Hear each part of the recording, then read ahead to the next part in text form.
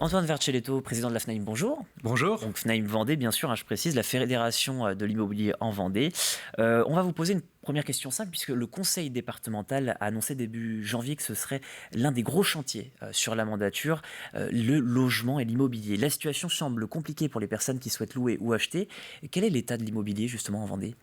Écoutez, l'état de l'immobilier, il est plutôt, alors c'est paradoxal, il est plutôt bon puisqu'aujourd'hui on est sur des volumes qui sont très importants. Ça fait 3 ans, c'était bien avant la pandémie qu'on avait déjà ces volumes, donc ça s'est poursuivi après malgré les différents confinements.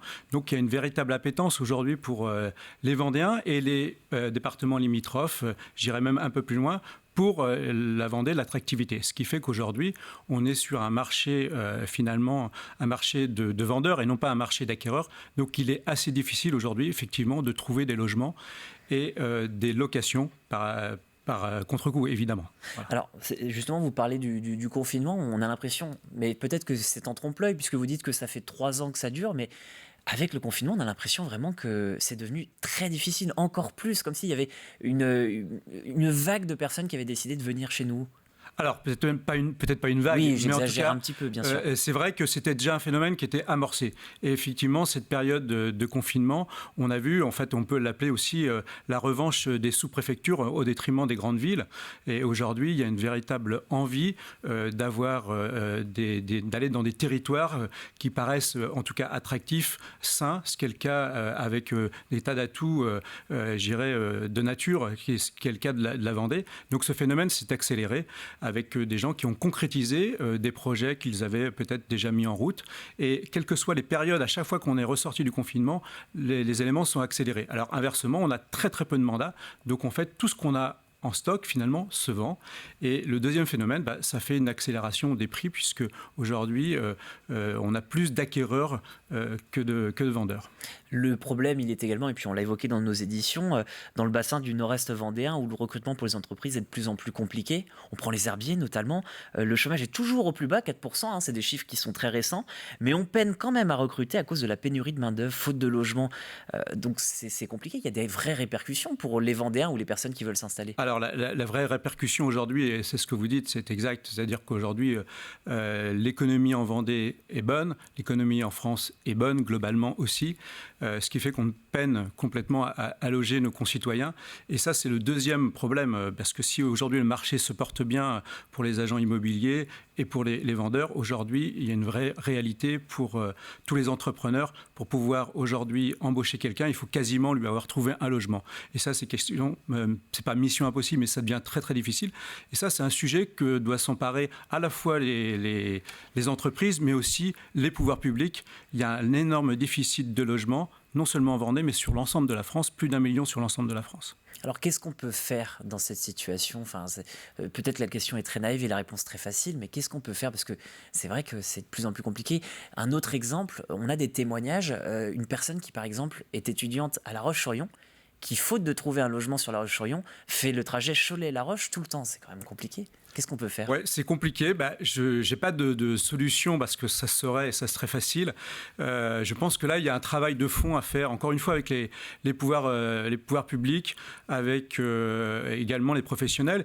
Il faut essayer d'inciter. Alors, il y a beaucoup de gens qui ont, si vous voulez, pendant cette période-là, il y a beaucoup de gens qui ont acheté des appartements ou des maisons parce que la pierre est une valeur refuge. Voilà, il faut trouver des moyens pour remettre sur le marché un certain nombre de logements.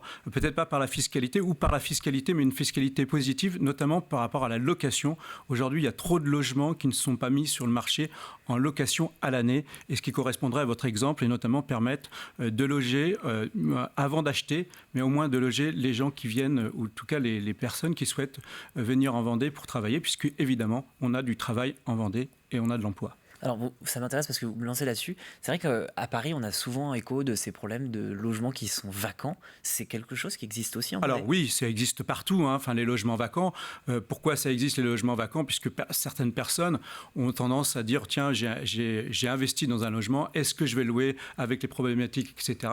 Or, en réalité, c'est un infime pourcentage, les problématiques. Donc, il faut trouver des éléments, les incitant à remettre sur le marché avec les professionnels, pour les accompagner, avec les pouvoirs publics, pour trouver des solutions pour remettre tous ces logements en location à l'année et non pas en location de vacances ou saisonnières, ce qui était le cas pour Paris. Et c'était la difficulté de Paris où plusieurs personnes louaient plutôt en Airbnb, voilà, on va citer Airbnb, mais plutôt en location de vacances ou saisonnière, plutôt en court séjour, plutôt que location à l'année. Et est-ce qu'on peut peut-être estimer, alors vous êtes de la FNAIM, vous n'êtes pas dans les pouvoirs publics, mais est-ce que vous pensez que les pouvoirs publics vont aussi s'emparer de ce dossier-là sur les logements, enfin les plateformes de location? Alors les plateformes, on va pas, c'est pas seulement les plateformes. Bien je sûr. pense que c'est un problème global. Il faut à la fois libérer du foncier pour pouvoir construire des logements. Il y en a pas assez. Il faut trouver des moyens. Je vous dis encore une fois, ça passe par des incitations et de la fiscalité, des aides pour rénover, de la fiscalité. Mais d'ailleurs, vous savez, comme moi, qu'à chaque fois, il y a eu des plans. Peut-être qu'on aura dans quelques mois un nouveau gouvernement et automatiquement, il faudra relancer de nouvelles incitations fiscales pour construire des nouveaux logements pour la location. C'est un sujet, ça je le sais, qui est compris par l'ensemble des pouvoirs publics, l'ensemble des élus, l'ensemble des maires qui ont cette problématique dans toutes les communes. Et ça, c'est un sujet qui est sur la table. Maintenant, les solutions, elles ne sont pas simples et elles doivent être aussi adaptées à chaque territoire et à chaque localité. Alors, en préparant cet entretien, vous m'avez dit que peut-être vous n'auriez pas réponse à la question, auquel cas vous me le dites, c'est pas grave, hein, je me permets quand même de vous la poser, parce que en filigrane, il y a aussi le problème du coût, puisque c'est de plus en plus cher d'acheter en Vendée. Est-ce que vous avez des conseils à donner aux futurs acheteurs? Parce qu'on se dit, est-ce que c'est vraiment le bon moment finalement? Alors, écoutez, c'est toujours le bon moment d'acheter, en fait. Vous voyez bien sur l'évolution. Après, il ne faut pas acheter pour acheter, mais quand on a un besoin de logement et qu'on peut le faire, il faut le faire dans la mesure où ça correspond. Les taux sont extrêmement bas encore aujourd'hui, même s'ils vont peut-être monter un petit peu à la marge. Pour l'instant, il faut profiter de ces taux. Peut-être qu'ils vont être allongés, même si les restrictions de crédit vont être peut-être renforcées, mais globalement, c'est plutôt positif. Les coûts des logements, malheureusement, on peut s'attendre à ce qu'ils se tassent un petit peu, qu'il y ait une légère baisse, mais ils ne vont pas redescendre. Voilà. Oui, bien sûr. Parce que c'est une évidence. Quelque part, on n'a pas suffisamment de logements. Voilà. On a un territoire ou un département très attractif, on a une économie qui fonctionne bien, donc on a l'ensemble des éléments qui fait que, évidemment, le logement ne peut pas baisser, les prix du logement ne peuvent pas baisser. Aujourd'hui, on est sur un prix moyen qui est relativement élevé, qui est pour la Vendée, mais qui l'est peut-être moins aussi par rapport à d'autres territoires. Voilà. Donc il faut essayer de jouer sur tous ces éléments-là, mais quand on peut le faire, il faut continuer à acheter. Très bien. Eh bien, écoutez, Antoine Verchetto, je rappelle que vous êtes le président de la FNAIM Vendée, la Fédération nationale de l'immobilier en Vendée. Vous étiez donc l'invité de la matinale. Je vous remercie d'avoir accepté notre invitation.